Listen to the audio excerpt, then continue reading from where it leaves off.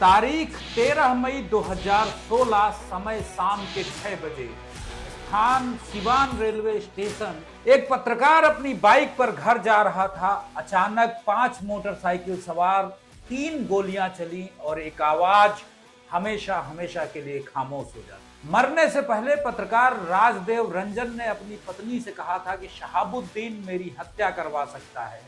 उसके कलेजे में, गर्दन में और पांव के बीच गोलियां लगी। यह कहानी है उस आदमी की जिसने पूरे सीवान को 30 साल तक अपने आतंक में जकड़े रखा, जिसे लोग साहब कहकर सिर्फ फुसफुसाकर बुलाते थे।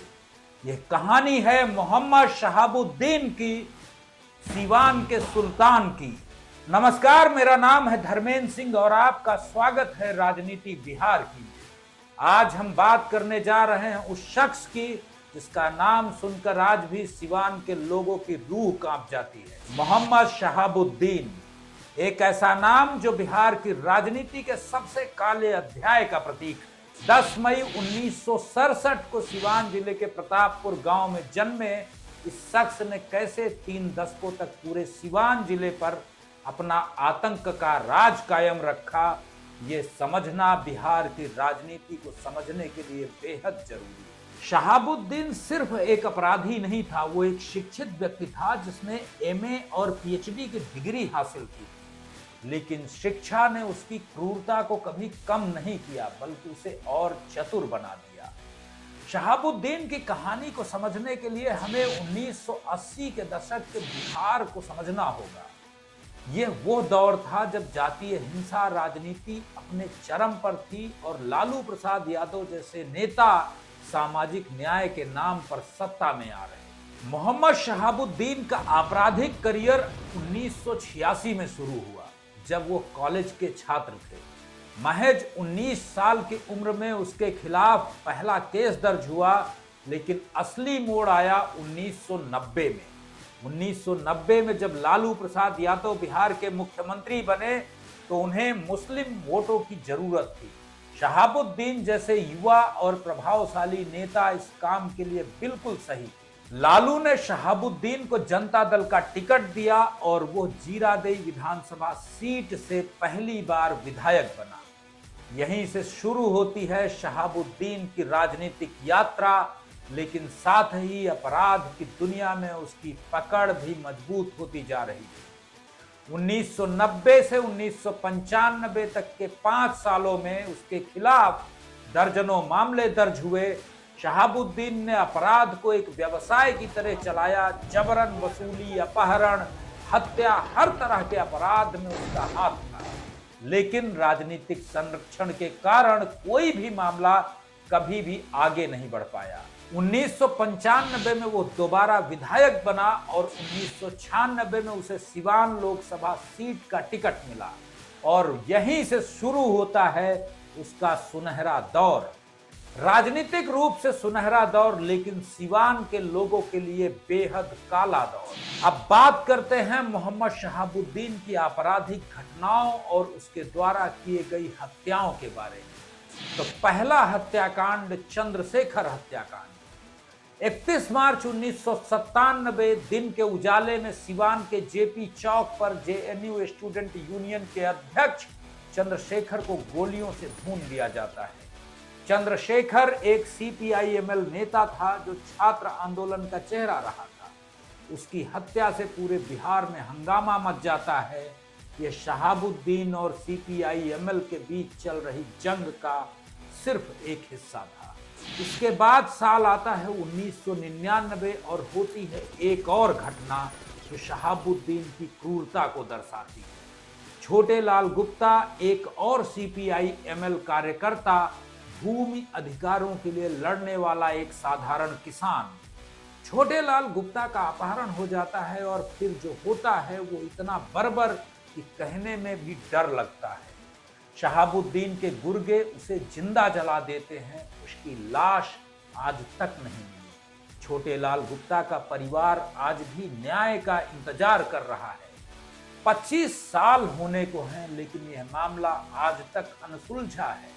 इस मामले में शहाबुद्दीन को 2007 में आजीवन कारावास की सजा मिली। इसके बाद साल 2001 में एक और खून से सनी कहानी, चंद्रकेश सिंह की कहानी। एक स्थानीय व्यापारी जिसने शहाबुद्दीन की जबरन वसूली का विरोध किया था, उसकी हत्या इतनी बर्बर तरीके से की गई कि पूरे सिवान में दहशत फैल गई। इस मामले में भी शहाबुद्दीन को आजीवन कारावास की सजा मिली। 2001 में बिहार के जंगल राज का आलम यह था कि सिवान में शहाबुद्दीन और सिवान पुलिस की सीधी टक्कर हो गई।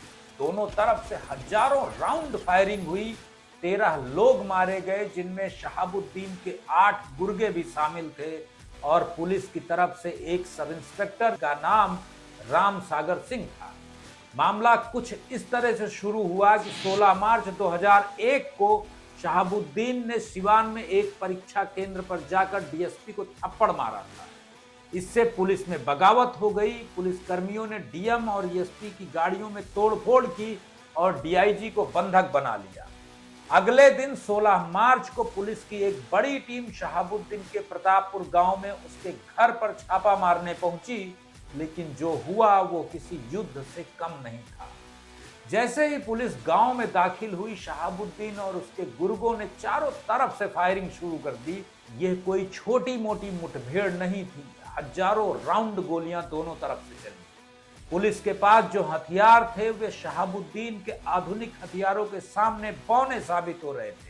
इस घटना के बाद प्रतापपुर के निवासियों ने एसपी बीएस मीना और 20 अन्य पुलिसकर्मियों के खिलाफ हत्या का मामला दर्ज कराया। शहाबुद्दीन ने राष्ट्रीय मानवाधिकार आयोग से शिकायत की कि पुलिस ने बिना वारंट के उसके घर पर छापा मारा और निर्दोष लोगों को मारा है। 2004 में 2 भाइयों गिरीश और सतीश राज की हत्या शहाबुद्दीन की क्रूरता की पराकाष्ठा थी। इन दोनों भाइयों को पहले तेजाब से नहलाया गया, फिर गोलियों से भून दिया गया। ये हत्या इतनी निर्मम थी कि पूरे बिहार में हंगामा मच गया, लेकिन फिर चूंकि बिहार में लालू यादव के संरक्षण से राबड़ी देवी मुख्यमंत्री थी, शहाबुद्दीन पर कोई भी एक्शन नहीं हुआ।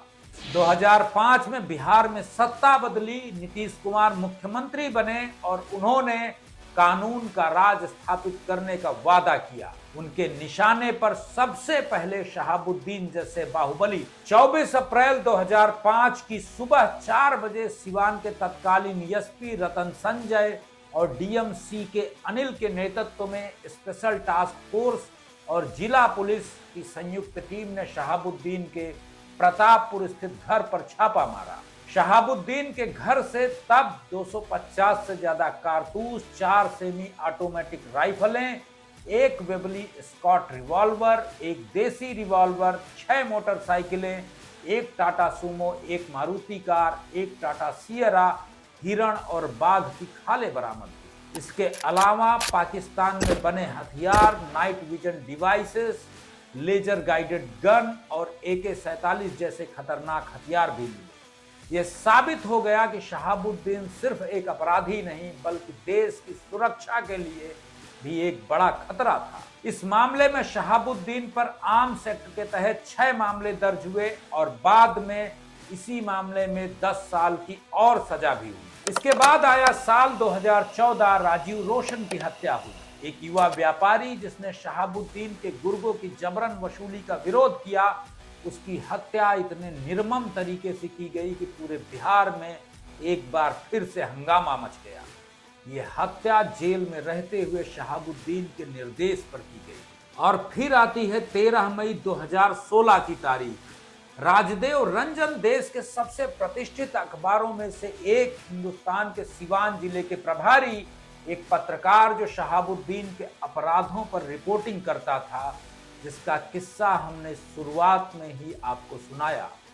शाम के 6 बजे सिवान रेलवे स्टेशन के पास 5 मोटरसाइकिल सवार हमलावरों ने राजदेव रंजन पर गोलियों की बारिश कर दी। 3 गोलियां कलेजे में, गर्दन में और भौहों के बीच। राजदेव रंजन ने अपनी मौत से पहले अपनी पत्नी से कहा था, शहाबुद्दीन मुझे मार सकता है। ये हत्या प्रेस की स्वतंत्रता पर एक सीधा हमला था। नतीजा, मीडिया ने विरोध किया और शहाबुद्दीन को फिर से जेल जाना पड़ा। अन्य आपराधिक गतिविधियों की बात करें तो जबरन वसूली और लूट के तो उसके ऊपर जाने कितने मामले कहे और अनकहे ही रहे। वो सिवान में एक समानांतर सरकार चला रहा था, उसकी अपनी एक अर्थव्यवस्था थी। कोई भी व्यापारिक फैसला बिना शहाबुद्दीन की सहमति के कभी नहीं होता था। अपहरण, लूट, डकैती, जाने कितने मामले आज भी शहाबुद्दीन के नाम पर बिहार की पुलिस डायरियों में दर्ज है। आज के लिए बस यहीं तक, फिर मिलेंगे एक और अपराधी, एक और राजनेता के साथ। तब तक के लिए नमस्कार।